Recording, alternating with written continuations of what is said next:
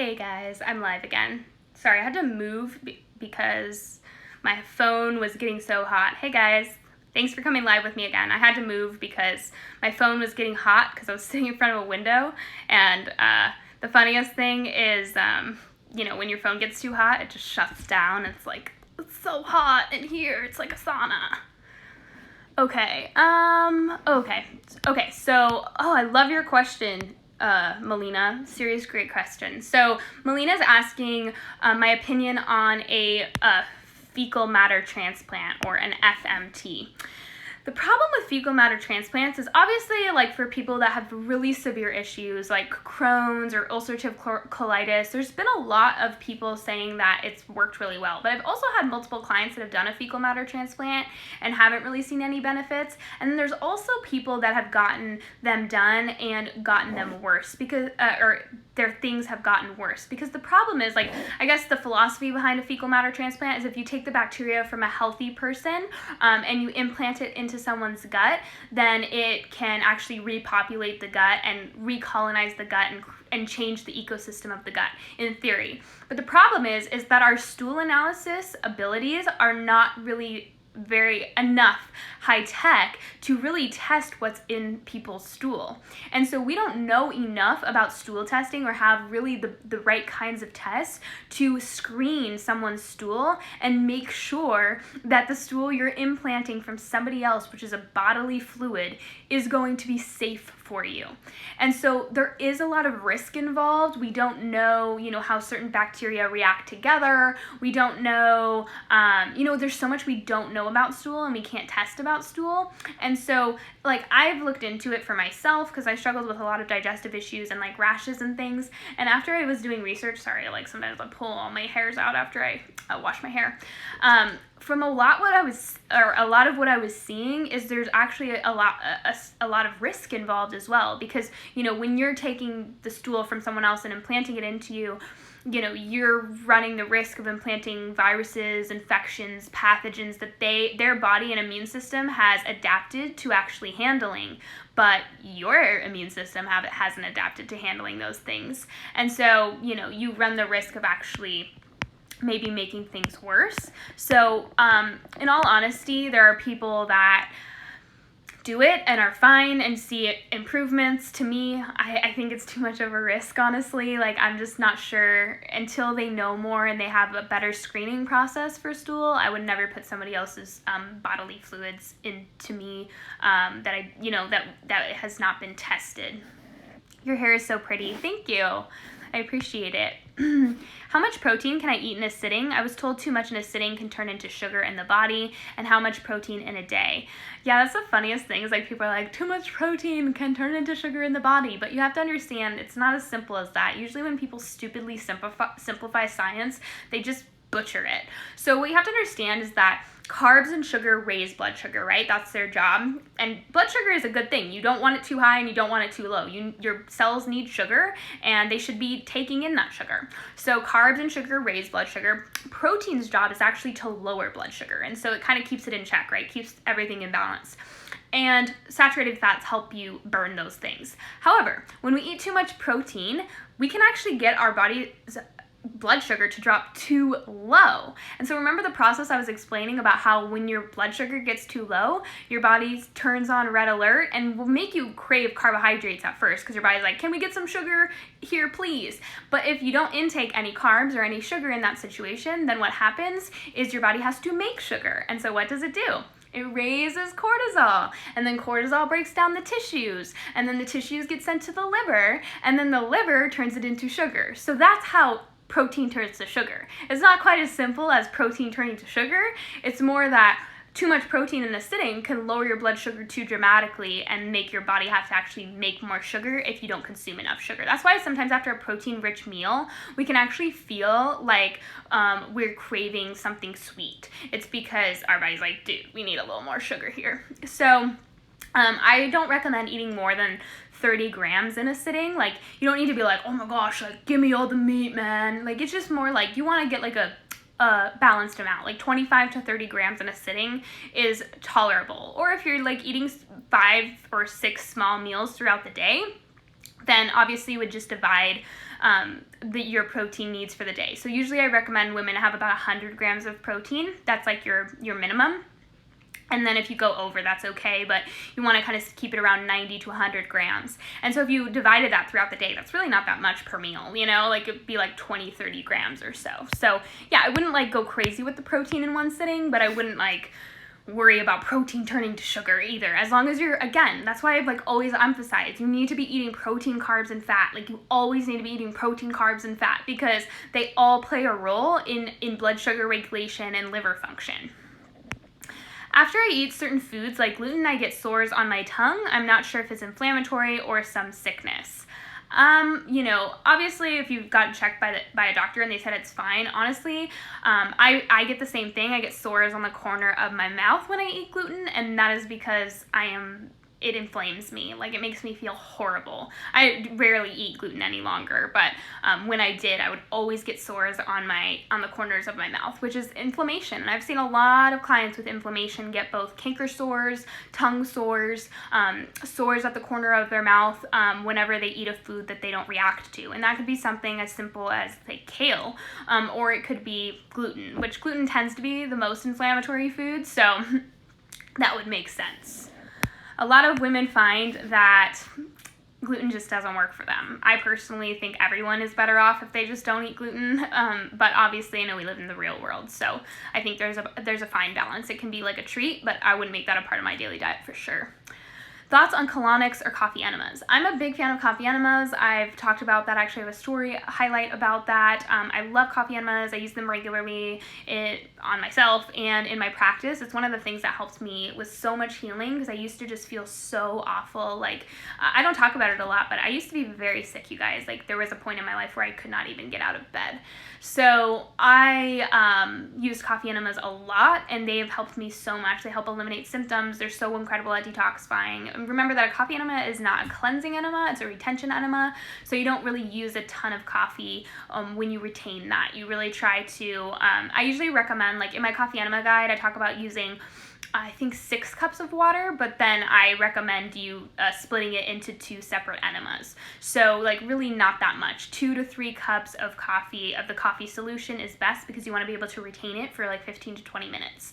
Colonics are different. Their goal is to actually fill the whole large intestine with water and completely cleanse and fill. It can be really helpful for people that are like chronically constipated. I don't recommend using them regularly. Like it should be used in an acute situation. So sometimes when you do a diet change, like when you're switching to more pro-metabolic foods and you're cutting out fibers, a lot of people are really reliant on fibers to have a proper bowel movement. And so when you take some certain fibers away, those excessive plant fibers, like a ton, like people are just pounding all this kale, you know, which of course is bulking things up, but it's also like irritating the digestive tract. And so when they like start eating more pro-metabolic fibers like sweet potatoes and carrots and things like that, they end up sometimes getting constipated, or people are chronically constipated as it is. And so like I do recommend colonics for like an acute situation, like if you're like, dude, I just cannot poop for the life of me, it can be really helpful to just like fill the colon up with water, get everything out. I hate colonics because it's like so, I don't know, I just feel super weird with someone like sitting there and there's like a tube up my butt. Like I can't. But I've done it before, obviously, and you can use it in acute situations, but I wouldn't do it regularly because your body could definitely get reliant upon them and definitely get lazy. And remember, your colon is a muscle, and just like anything else, you know, if you're never flexing your muscle's going to get weak, and it's the same thing with your colon. So you really want to increase peristalsis, and part of that is making sure the colon is clear, but also, you know, making sure you're eating foods that keep your metabolism going. You want to make sure that you're not irritating the digestive tract and actually damaging peristalsis or the nervous system, the neurotransmitters in the gut. I mean, there's so many caveats to constipation, but I'm not a huge fan of colonics unless they're necessary, but coffee enemas are super amazing, like healing tool. What about bioidentical progesterone for PCOS? I love it. If your doctor prescribes it for you, even better. But I think progesterone is just so important with women with PCOS. Like, people do not understand how therapeutic both thyroid and progesterone can be for PCOS. Like, the two huge metabolic markers that are usually so low in women with PCOS. And then double whammy, women with PCOS tend to have gut issues, lots of small intestinal bacteria overgrowth, because you have to understand that when your metabolism is malfunctioning, so is your digestive system. Remember, the digestive system is just there to extract nutrients and break down foods and also protect you. It's the only place where the outside world gets inside your body, and the digestive system needs to work in a very specific way. But if your metabolism isn't working properly and you don't have a high need for nutrients, or you have too many metabolic stressors, you'll start to see your digestive system break down. And this is why so many women with PCOS have small intestinal bacteria overgrowth. It's because things are slowly moving through their digestive tract. And so that drives inflammation, and then so does estrogen dominance, and then that slow movement through the digestive tract actually causes your body to continue to reabsorb estrogens. So you're not getting proper estrogen detox. And so double whammy is that now you need more progesterone to keep all this recirculating estrogen in check. And so you have like this issue with so much estrogen. You don't have enough progesterone, you're not making enough progesterone. You might have low thyroid issues, which is just making you not ovulate, and too much stress, and it's just like this vicious cycle. So long story short, is progesterone is anti-inflammatory, it's anti-estrogenic, it's anti-androgenic, and it's pro-thyroid. All things that a woman with PCOS needs and very rarely has. And so I love it. Hey Jess, do you think lean PCOS is really a thing, or is it something else misdiagnosed as PCOS? I think the idea that someone's calling PCOS lean PCOS means they don't understand PCOS at all. Remember, I always say that there's all these weird ideas, and I even have this blog post on my website that I want to take down because it's the 4 types of PCOS, which doesn't exist. That was a blog post written with the information I had at the time, and now my information is different. So what you have to understand is that doesn't it make more common sense that PCOS has some main underlying causes, and then the way that your body is constituted or your genetics are going to express those issues in a different way. For example, I know now that PCOS is driven by stress hormones. It is driven by estrogen dominance, whether that is in your tissues or your bloodstream. Remember, it's not always easy to know if you have a lot of estrogen stored up in your tissues. Inflammation, specifically from the gut, and low thyroid function, whether that is coming up on a test or you're just taking your temperatures and your thyroid function is low from day to day. Those are the 4 main drivers of dysfunction. And you have to understand that thyroid dysfunction, high amounts of estrogen in relationship to progesterone, inflammation can all cause insulin resistance. There you go. We have insulin resistance PCOS there. Well, okay, I don't have insulin resistance, but I have lean PCOS, but I have adrenal issues. What's going on? Well, estrogen causes stress hormones to rise, and low T3 also causes stress hormones to rise. Progesterone is anti-stress hormone. And so there we go. We have adrenal PCOS. Boom, done. Then we have inflammatory PCOS. We have people that are saying, well, I have inflammation, gut issues, but I don't have adrenal issues and I don't have thyroid issues. Well, estrogen causes bile flow to be compromised, and so therefore your digestive system is not working properly. We have inflammation that is being driven from the gut, staying in the gut, right? Inflammation. So there's inflammatory PCOS. Progesterone and estrogen play a role in digestion as well.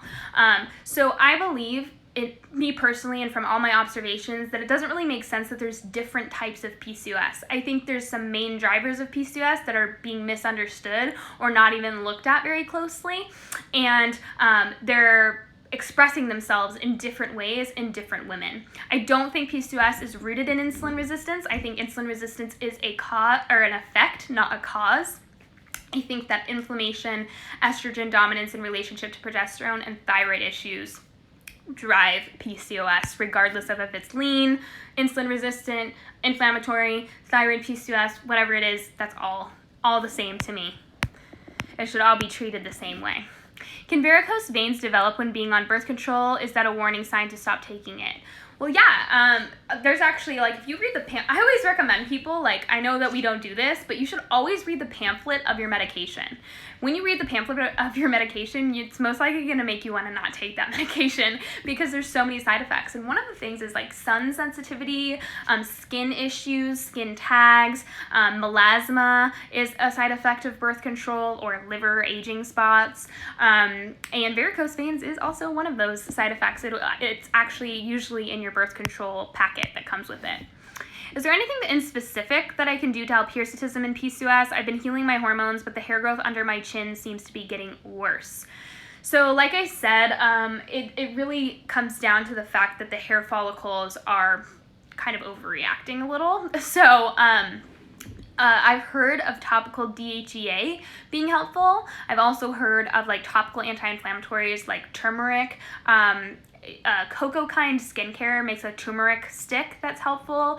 Matcha, they also make a matcha stick that's helpful. So topical anti-inflammatories tend to be helpful, from what I've been told and I've heard. I've never personally tried those myself.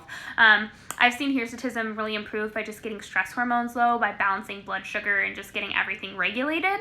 But I get if you want, like, a specific thing to try. Unfortunately, these things do take time. It probably took multiple years, many years for hirsutism to develop, and so most likely it's going to take many years for it to kind of start to slowly, gradually fade. These things don't happen overnight. But if you want some things to try, I would maybe try topical DHEA, try turmeric and matcha as well. How many grams of fat for a woman? Fat is very relative to the person. I've seen some women do really well on a very low-fat diet, and then I've seen some women do well on higher fat and a slightly lower carb diet. So that's really dependent. Remember, a lot of foods have fat naturally in them, so we don't want to, like, go out of our way to just, like, pound fat. Like, I don't really understand this idea of, like, let's just pound fat, because a lot of times what we're relying upon is nut butters and nuts, and unfortunately, that is something, like, I always tell people, like, a secret amongst at least nutritionists in my field, especially when it comes to athletes, how we get them to gain weight is we have them eat lots of nuts. Like, nuts are like pack on the pounds food. So unfortunately, if you want to add more fats to your diet, I'm a huge fan of saturated fats. I'm not a huge fan of polyunsaturated fats. I see how they affect the cell. I see how they kind of put a wet, damp cloth on the metabolism. They slow it down. And so I don't say, like, nuts are bad or polyunsaturated fats are bad. You definitely want to avoid industrial seed oils like canola and soybean for sure.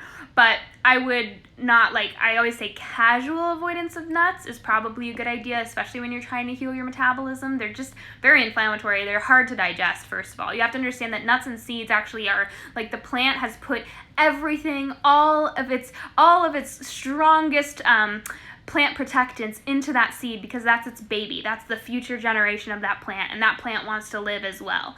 And so, of course, the whole goal for that nut or seed, which is the future generation of that plant species as they know it, is to make sure it can make it through the digestive system of a mammal or the digestive system of a human being. And so it really wreaks havoc on your digestive system, because it's like, I don't want to be digested, and it's hoping that it can get out on the other end whole enough to still become a adult plant. So I hope that makes sense. So that was a long way to say how many grams of fat for women is very relative to the person. To me, if you're really focusing on saturated fats, you're getting a lot of your fats from, like, things like bone broth, high quality meats, coconut oil, grass-fed butter, and ghee. And when you're avoiding polyunsaturated fat, that eliminates a lot of fats that are constituted or are talked about as healthy fats for keto. So you end up eating a little bit lower fat than you need. Remember, fat is this really, like, overemphasis of fat these days is just as damaging as an underemphasis of fat. So there's a sweet spot for fat, and I always say use your cravings as a compass. A lot of times when we're consuming plenty of fats from whole real foods, like if we're eating whole milk products or cheeses and meats, we're getting plenty of saturated fats naturally in our diet. We don't need to really focus on adding more in. But if you find yourself craving more fatty foods, then maybe you do need more fat. But cravings are a compass. That's the way that's your biological mechanism for telling you what you need to eat. Your body's like, hey, I need sugar, craving. hey, I need protein, craving.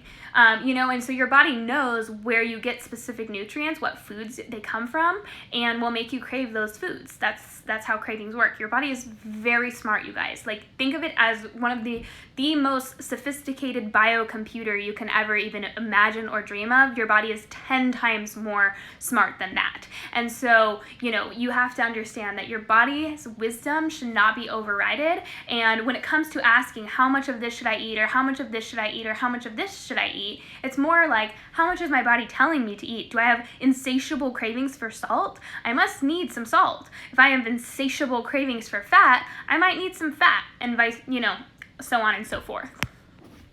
How can I deal with low estrogen when trying to conceive? I have PCOS and low estrogen and high LH. I do still get my period. Yeah, so I say low estrogen a lot in women with PCOS, but you have to always look at that in relationship to progesterone. Remember that if you don't have progesterone levels above 8, sometimes estrogen cannot come from the tissues. And blood tests are not always reliable for testing estrogen because estrogen doesn't stick around in the blood. It usually is in the tissues. And so when we test blood for estrogen, sometimes we get low estrogen, but in reality, we don't have enough progesterone to actually extract estrogen from the tissues and get it sent to the liver to be detoxified. So a lot of women that get diagnosed with low estrogen, I actually find that they have enough estrogen, especially if they're still getting their period. They actually don't have optimal levels of progesterone. So that's something to definitely check in with. You need to get your progesterone checked 5 to 7 days after you ovulate. You need to make sure periods are not as important as ovulation. A lot of times we place overemphasis on periods, but ovulation is where you're actually going to be making the hormones you need for optimal metabolic function. So that's what's really important. You need to be focusing on if you're ovulating, not if you're having a period. Those two things are not the same. And so ovulation, make sure you're ovulating to make enough progesterone. If you're not, that's where I would actually look. I wouldn't really focus on your estrogen being low. I would focus on, I'm not ovulating, so therefore I'm not making the hormones necessary to take estrogen from the tissues and increase my metabolism and so on and so forth. But if you still get your period, that's a good sign. I would just make sure that you're ovulating. Oh Lord, I'm wondering if I got too skinny because my cortisol was elevated for too long while having hypoglycemia.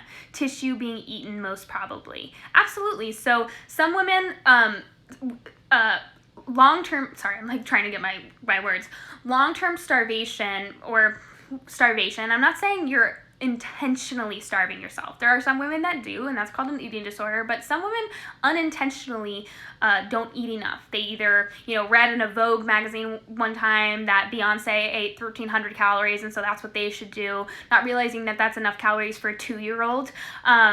And so, there's going long-term with metabolic suppressing habits. As you go long-term without eating, your appetite does wane because your metabolism does slow in order to conserve fuel. Doesn't that make sense? Like, if you're not eating fuel, why would your body burn through fuel quickly? It makes no sense, right? So, you have to understand that your body's very, very smart, and its whole job is to survive. And so, yes, if you were under eating for too long, you absolutely had elevated stress hormones, and of course, you're burning through fuel. Now, there is the opposite thing that can happen. Some women actually gain weight when they're in starvation mode because anytime they do eat, their body holds on to everything to store as fuel for later. Because remember, glucose is either burned in the cells or stored in the fat cells to be burned at a later date. And so if your body feels like, oh my gosh, I don't know when my next meal is going to be, it might end up saying, well, I can't burn all this glucose efficiently now because my metabolism has slowed, but I'm going to store it for later just in case we go a long time without eating again. Doesn't that make common sense? Like, all these weird diet rules, I'm like, you just got to learn about your body. You got to learn what your body's purpose is. And your body's purpose is to survive, to keep you alive, and then to reproduce so that, the human race can go on. That's your body's whole goal. I'm not saying it's your whole goal, but we have to understand it from a biological context in order to be able to make the proper choices for our body. What's your opinion on leptin resistance and how to know if you're hungry because your body is utilizing energy well or you have leptin resistance? So here's the deal, you guys. If you're starving, you're going to have leptin resistance. Your body and your fat cells, because your fat cells are actually what create leptin, which is, if you don't know, if you're watching this and you don't know what leptin is, Leptin is a hormone that tells your brain that there's enough fuel in storage, and so therefore you don't need to eat anymore. So leptin resistance is like this pretty new thing. A lot of people are like placing really a lot of emphasis on leptin.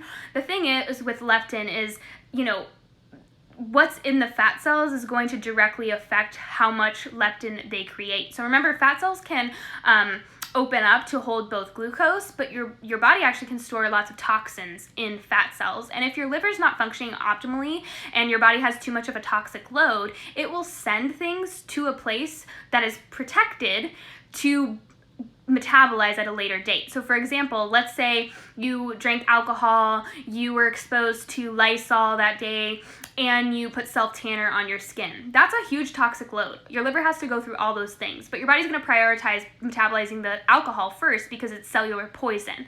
And so your body might take all the chemicals that it broke down from that self-tanner and say, you know what? We're gonna drop it through the trap door, which there's kind of like a trap door in the liver almost. It's not quite that simple, but we'll just call it that.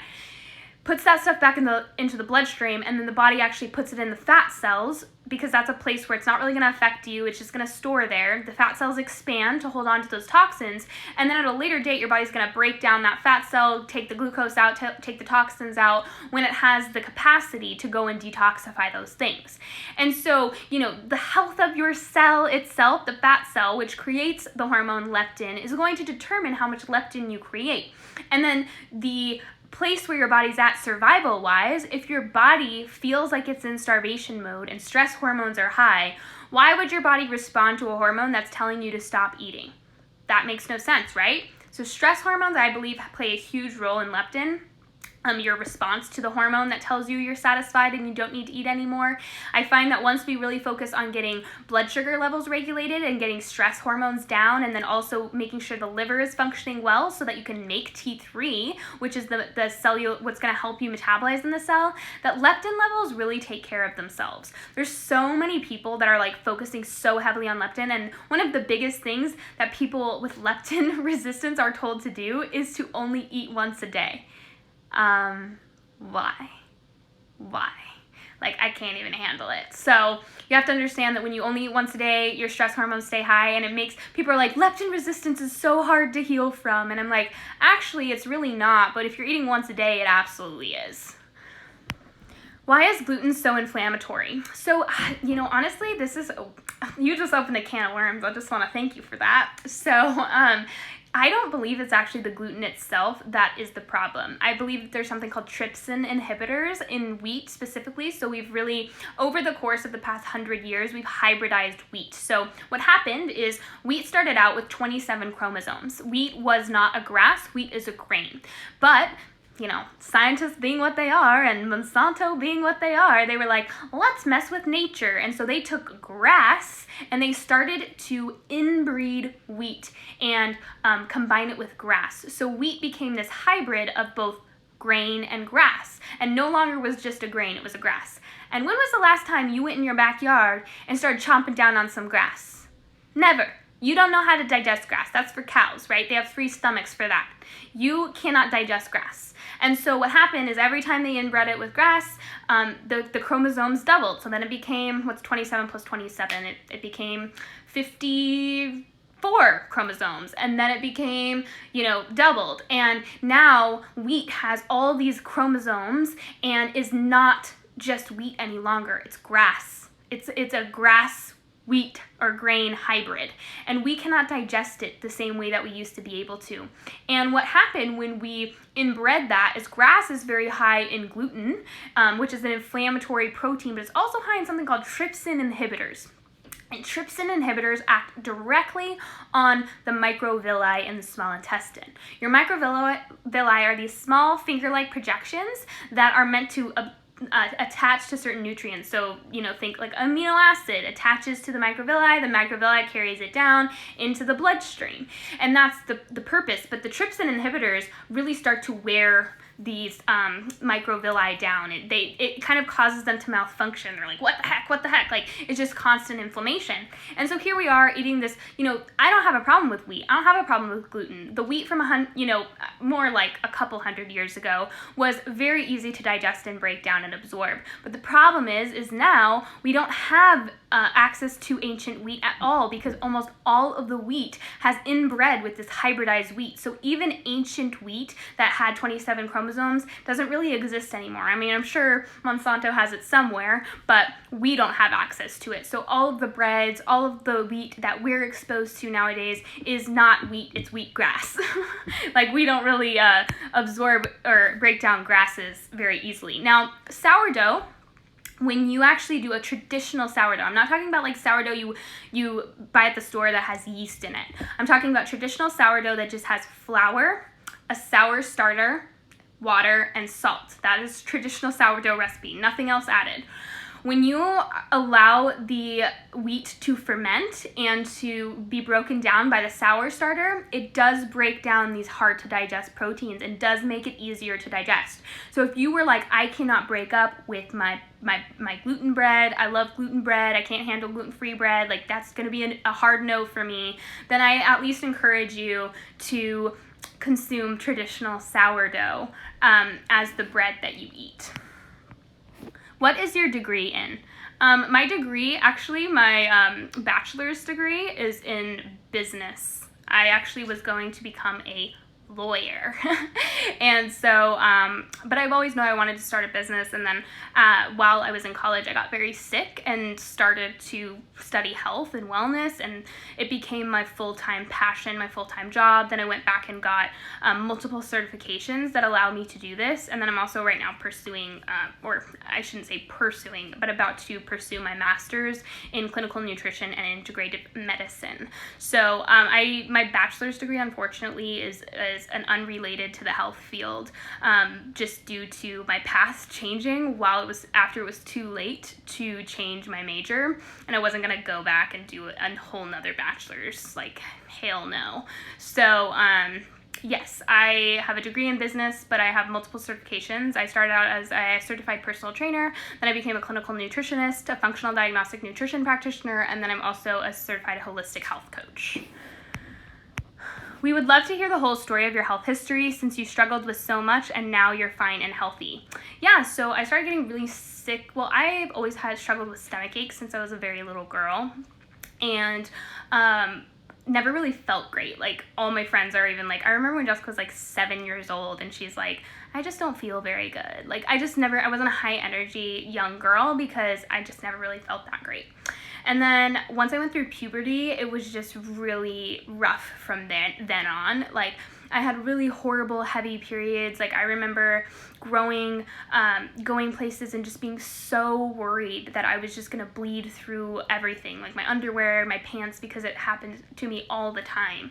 And obviously I tried to hide it. Like, I thought that was normal. Like, this was just being a girl, and that was just what would happen. And that, obviously, I look back now and know that was not normal. And then my moods became very, like, tumultuous. Like, I would blow up at people. I was very, very fragile emotionally, like, would always cry.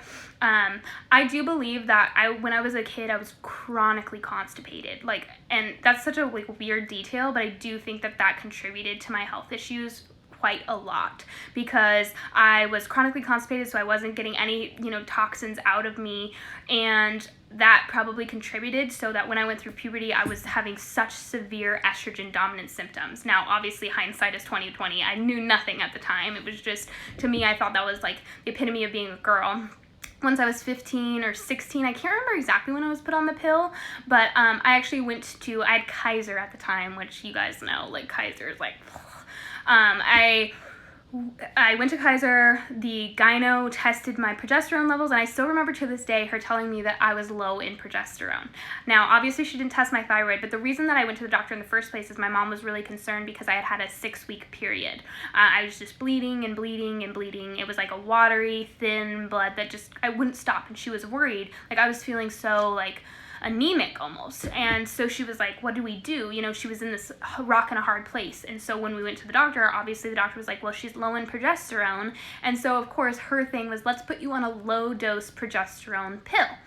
And so I was just thinking, like, I would love to stop bleeding. Like, that'd be great. Thanks. And so I went on the pill. Now, when I went on the pill, it was like, I feel wonderful. Like, I have perfect skin, I have perfect hair, I have a perfect weight, I have voluptuous boobs. I mean, I still kind of, my hips did not develop. That's the thing. Like, I was flat as a board. I don't want to say flat as a board, but I was just like, I had a young woman's body. I was like a size 0. That's just a teenager's body, right? And so while I was on the pills, like, everything stopped in time. Like, I was, but, my moods had changed dramatically. I became almost like a crazy person, like, honestly. I became crazy. Like, I could not handle my emotions. I made very impulsive decisions.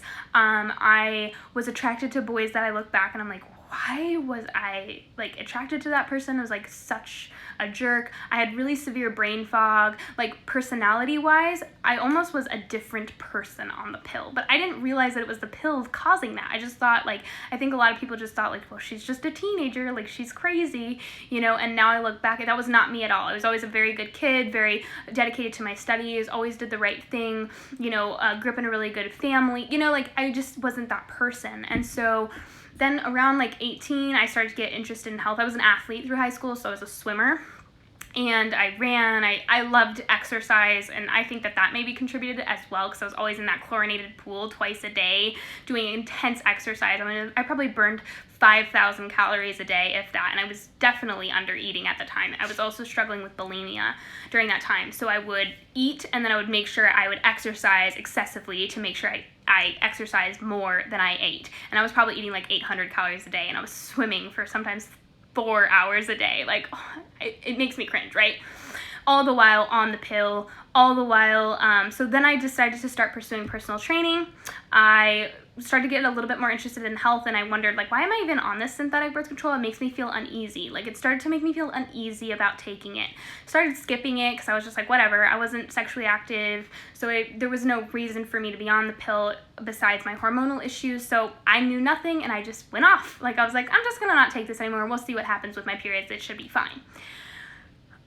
6 months went by, and it was like, I always say, like, that was a time when just, like, all hell broke loose on my health. I blew up like a balloon. My face blew up like a balloon. My hair just started falling out in droves, like chunks of hair, just handfuls of hair. My face, like, I'd never had acne in my life, and, like, my face was just covered in acne, my back, my chest. That's when my hirsutism started. My PCOS symptoms started. Like, I started getting really painful, heavy, clotty periods.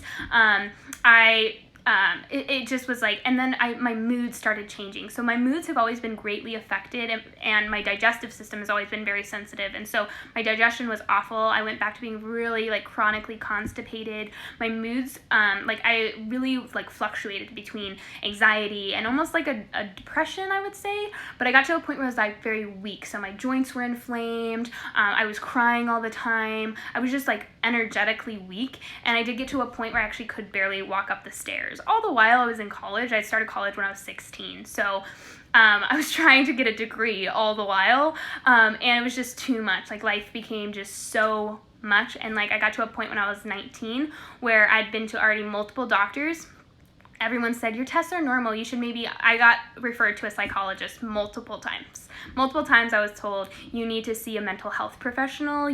There's nothing wrong with you. You're fine. And I was like, there's nothing wrong with me? Are you kidding me? Like, I feel like I'm not even living in my own body. And so I started to, out of desperation, just research. I was laying in bed for sometimes 8 hours a day. I could barely get out of bed. And so I just, of course, what else am I going to do with my time? I started researching. I was finishing up school at the time. I decided to become a personal trainer because I was interested in fitness. And then when I started working with women, I was still not feeling well. I was doing the whole calories in, calories out, all that kind of stuff. Wasn't working for me. I was just getting worse and worse and worse. And then I discovered the paleo community. And that's when I realized, I think I have an autoimmune disease, or I think I have something. I had never even heard of polycystic ovarian syndrome. And so I finally went to a functional medicine doctor after like multiple doctors, and she diagnosed me with polycystic ovarian syndrome, lupus, Hashimoto's, and celiac disease, and put me on bioidentical hormones, which kind of made me feel better a little bit, but not great, but I definitely did improve. But then I started eating gluten-free, and that really kind of improved my symptoms a little bit.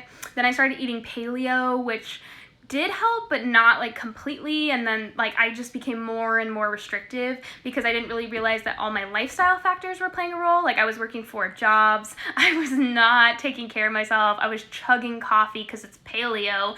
I was just not like understanding that even because something's paleo doesn't mean it's like going to help me. And I wasn't, I was exercising too much, sleeping too little. I was working like a waitressing job, so I was staying up till sometimes 2-3 a.m. in the morning. I worked at BJ's. So I, like all in all, I've always been a hustler, and I was finishing college at 19. Like, I've always been someone that's just like go, go, go, go, go. And I didn't realize that that was contributing to my health symptoms so much. And then finally I just hit a wall, and I was like, I need to just take a break. I personal trained like twice a week, and then just spent the rest of my time like researching health and wellness. And then eventually I decided, let me just pursue this as my job, because I had a lot of people coming to me for like health counseling. They were like, can you just like work me up a plan? And I was like, maybe I should get paid for this at one point. So I decided that I should, and that's kind of been a transition. And that was about like 5-6 years ago. And so now I am, I've been, continually improving my skills over time. But I actually haven't always been interested in hormones. I was interested in like biohacking and other things, and then it kind of it changed in transition. I found like about hormones, and then I started just digging deeper and deeper and deeper, and then I was just like, it all started to make sense to me, and I was like, these are really important, like this is really important, and I just can't stop talking about it. So yeah, that's kind of my health story. It was obviously very hard when I was going through it. Like there was a year where I literally could barely get out of bed. I was weeping all the time because I was just so sad. Like looking at myself in the mirror was just like, I couldn't even face who I'd become. Like I didn't even look like myself, feel like myself. All the random symptoms I was struggling with was nothing compared to the fact that I was just so like, I felt so alone in what I was doing. Like nobody was jumping on the health bandwagon at that time. Paleo was like, nobody had ever heard of paleo before. Like this was like before gluten-free even really existed. And so I felt kind of crazy, and when I like brought it up to my doctors, they just kind of like laughed in my face. And but I trusted my gut, and I knew I was on to something. And even if there was small improvement, there was still improvement. And so I trusted myself, and I trusted the process. And I'm still not to where I want to be. It's been years, but does that mean I'm going to give up and stop? No, I'm going to continually improve and continue to improve my health. And hopefully now that I'm at a point where I have the energy to help other people, I can bring a lot of people alongside of me during the process. So that's really like my passion. It's just, I never really had anyone sit down and educate me about my body. I had to figure all this stuff out on my own. And I still to this day don't really see a lot of people on social media educating people about their bodies in a way that makes sense, like pulls all the pieces together. There's a lot of education out there for sure, but it's education that sometimes can't even be applied in any applicable way. And to me, that's education that means nothing. My gut doesn't work at all unless I use magnesium oxide. How can I get that to be better? Yeah, so if you have low thyroid function, and I know you just mentioned that you are having problems with low estrogen, I would definitely check your thyroid, because remember, a slow metabolism, a slow thyroid affects every single cell in your body, right? And so your cells themselves are not going to function optimally, and that includes the gut cells, or the cells of your digestive tract. Also, a lot of women who are chronically constipated think that eating a ton of leafy greens actually is going to help their gut, but it actually slows their gut. And when you're already having an impaired or slow digestion, you don't need to be eating anything that slows your gut. So lots and lots of bone broth can be really helpful. Obviously, you can use magnesium oxide until you don't need to use it anymore, but I really like Cascara sagrada, aloe vera, but also just changing your diet to a more gut healthy protocol, so not as much fibrous greens and a lot more starchy, really well cooked root vegetables, really ripe fruits, meats, broths, yogurts, just things that are kind of very easy for your body to break down and absorb. That's kind of the purpose. For how long should bioidentical progesterone be used, and should it be used daily? I've used it prolonged. I don't have any time frame of when I would stop. I don't really think there's a problem with using it if it increases your quality of life. But some people are like, I don't want to be on it forever. So I'm like, well, use it for a couple months and then go off of it and see how you feel.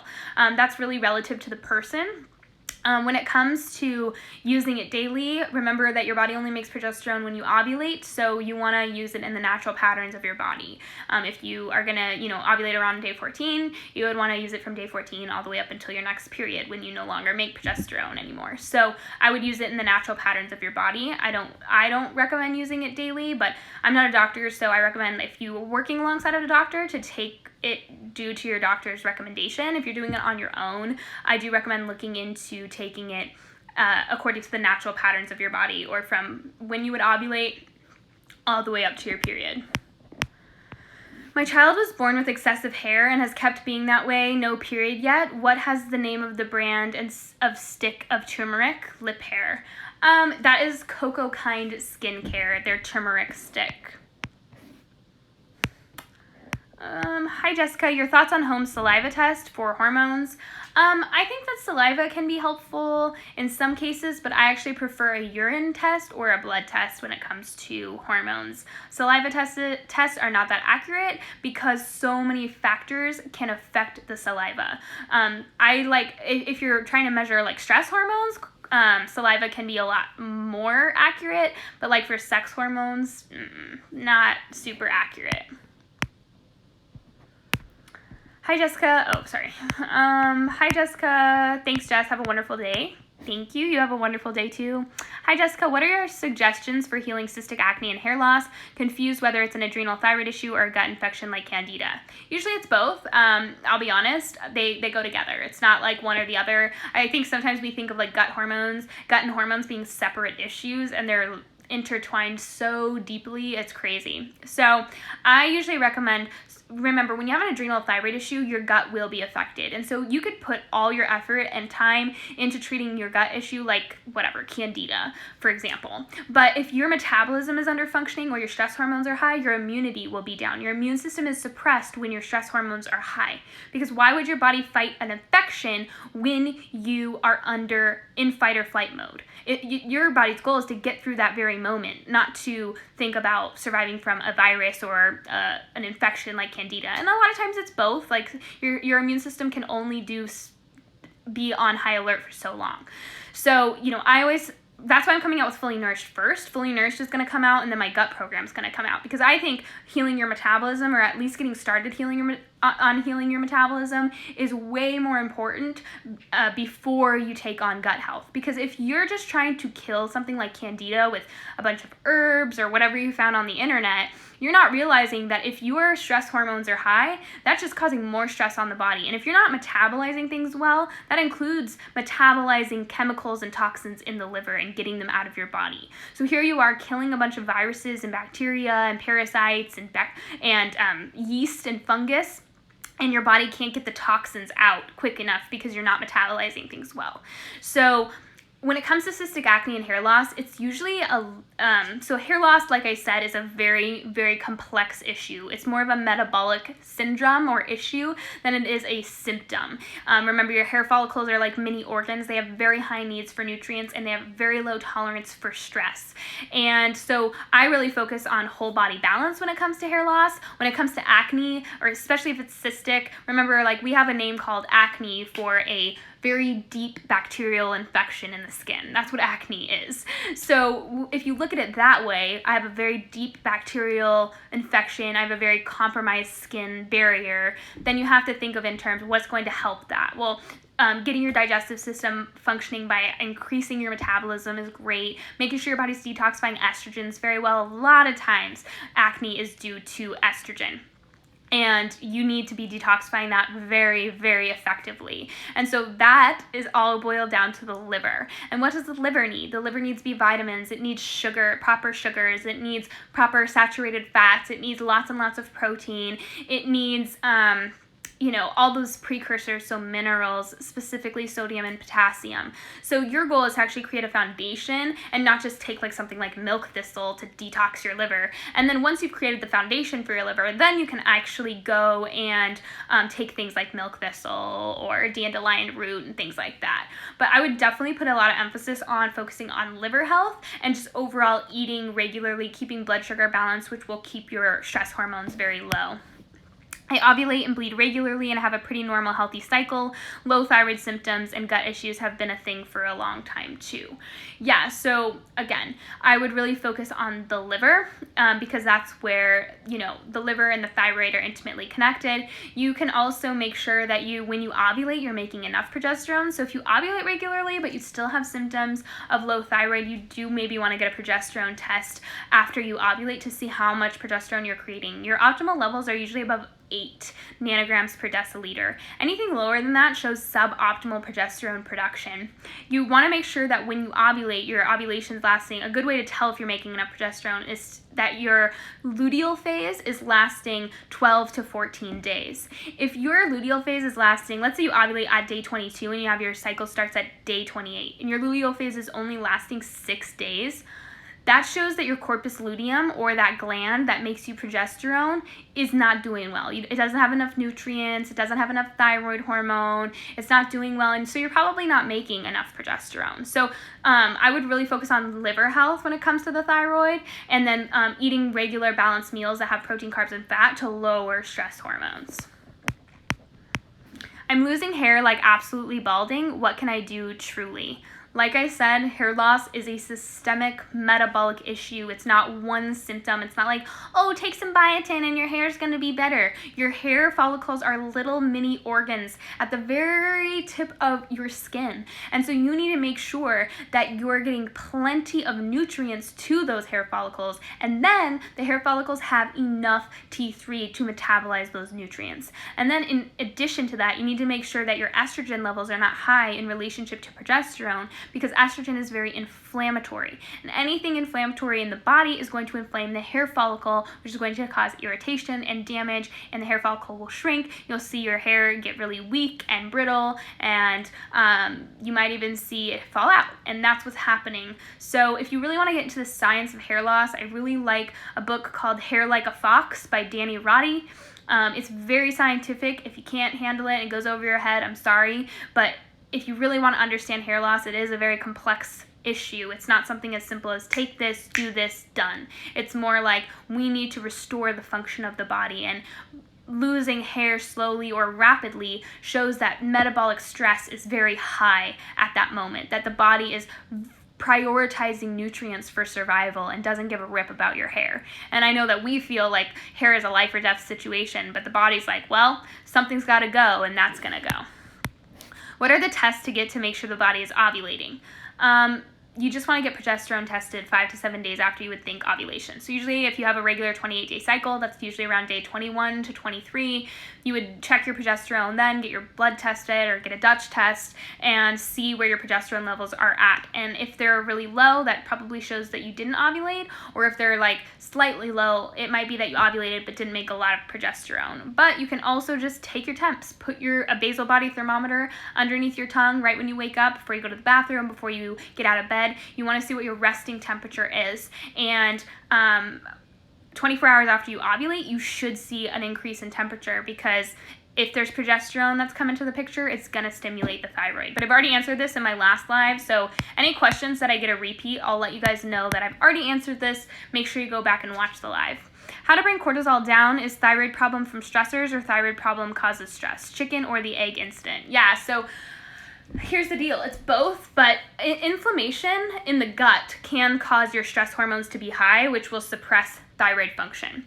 Alternatively, suppressed thyroid function does make the adrenals kick into gear, and the body does have to rely upon stress hormones, because if the body's not metabolizing things properly, you're not breaking down the fuel you're intaking, And so therefore your body has to break down tissues and send them to the liver in order to be made into glucose. I hope that makes sense. So it can be a multiple situation. One could be the chicken, the other one could be the chicken. It's hard to know in your situation. It's good to look at your health history in this case. So this is why I always ask someone's health history. Have you always struggled with digestive issues from the very beginning? Then it's probably started with inflammation in the gut, causing stress hormones to be high, and then eventually that suppressed thyroid function.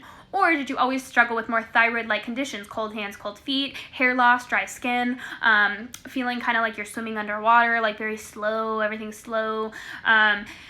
But remember that a thyroid condition can also slow down your gut and then cause gut inflammation and then cause cortisol. So I usually think it's a thyroid situation, honestly, you guys. I think, like I've said, my opinion or my hypothesis is that some women are actually born with suboptimal thyroid function that has been imprinted on them by their mother. And so they go through their whole life hypothyroid, and it starts there. It starts at birth right away.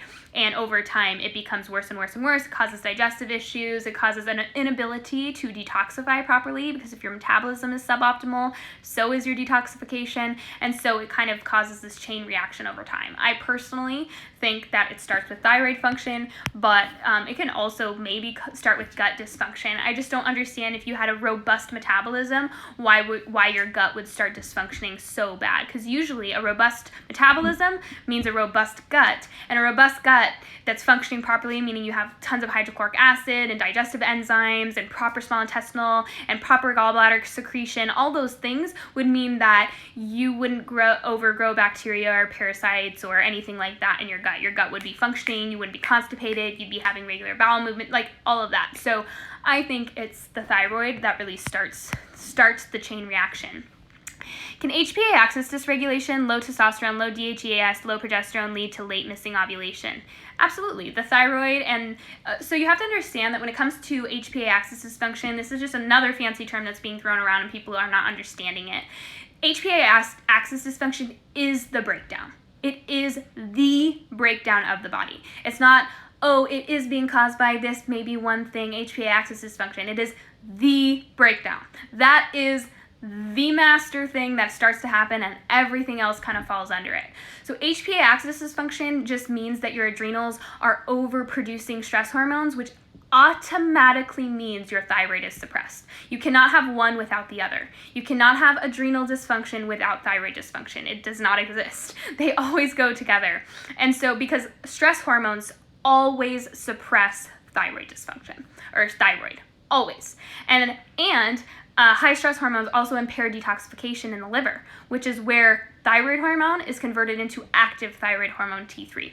So remember, the thyroid is the third ovary, and it will 100% affect ovulation. So HPA axis dysfunction is not like, oh, it's maybe a problem, like I think this might be driving it. It is the problem. If people do not heal their HPA axis dysfunction, they cannot heal their cycles, period. It's that your reproductive system will not work when you're in a high stress environment. Like, your body does not want to reproduce when stress hormones are high and the thyroid hormone is suppressed, because having low thyroid does affect the fetus, does affect the child, and so the body knows that and really will fight you on allowing a pregnancy to occur. But I hope that makes sense. So HPA axis dysfunction is a fancy term for talking about a suppressed or hypometabolic state, which is everything that I talk about here all the time, every single day. Every live I do, every story I do is all about talking about why your metabolism is suppressed. And also mainstream health and wellness advice, going plant-based, going vegan, going this, whatever it is, restricting this, blah, blah, blah, usually is anti-metabolic, not pro-metabolic. So following mainstream health advice usually gets us into more HPA axis dysfunction, as opposed to less HPA axis dysfunction. And that's why I constantly try to break myths and falsities regarding health and wellness, because I think that there's just so much misinformation going on, and it's driving women into more and more metabolic stress. Like, this whole anti-sugar movement is destroying us, and slowly it's making us anxious. It's making us unable to handle caffeine, which is a very pro-metabolic thing. Caffeine is so wonderful for both our liver and for our thyroid, yet we can't even tolerate it because our body doesn't have enough sugar, because it increases metabolism, right? But if you don't have enough fuel to burn, increasing metabolism and going through nutrients quickly is not a good thing. And so we have to understand that we need to provide our metabolism with the proper nutrients in order for it to function correctly. 3 months ago, I started a low-starch, low-carb diet and found I was having symptoms of low estrogen. Could my diet be the cause? Absolutely. Unfortunately, the brain needs a proper amount of carbohydrates to stay out of starvation mode. OMG, Jessica, your story sounds exactly like mine. From puberty on, I felt so weak and my periods were so heavy and horrible. Then I got so sick during college and started studying health by myself. Oh, that's wonderful. There's so many women out there. Where was your hirsutism, if you don't mind me asking, and did it go away? Yeah, so I said it in my last live that I have peach fuzz. I've always been a hairy girl. I am blonde, so I have like lots of blonde peach fuzz all over my body. Like my low back is especially bad, but my like belly. But I started getting actually darker hairs in between my breasts, really bad, and then on my belly, like my little happy trail.